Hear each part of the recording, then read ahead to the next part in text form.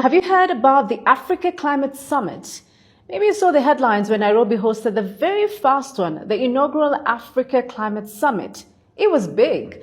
Presidents, ministers, activists, innovators, everyone talking about climate change and Africa's future. But what is the Africa Climate Summit really? And why should you and I care? Let's break it down. You see, the Africa Climate Summit is basically Africa acknowledging the challenges of climate change, like droughts, floods, and rising temperatures, but not just as victims.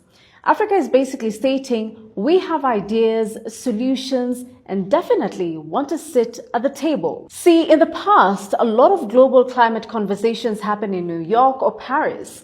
But the inaugural summit in Nairobi flipped the script. Africa became the stage. Leaders made the Nairobi Declaration pushing for things like climate finance, green energy investments, and global carbon taxes. Because climate change isn't just about statistics.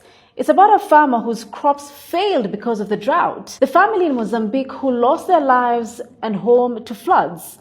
It's about our everyday lives. Now, the next Africa Climate Summit is coming up. And here's the big question.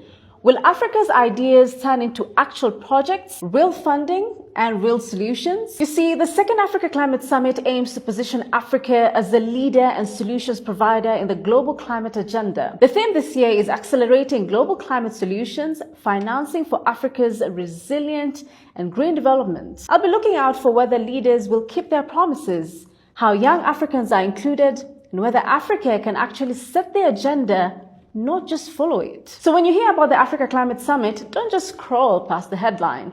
Think about how Africa is trying to shape its destiny in the middle of a climate crisis because our future depends on it. Let me know what you think. Should Africa demand more at this year's summit?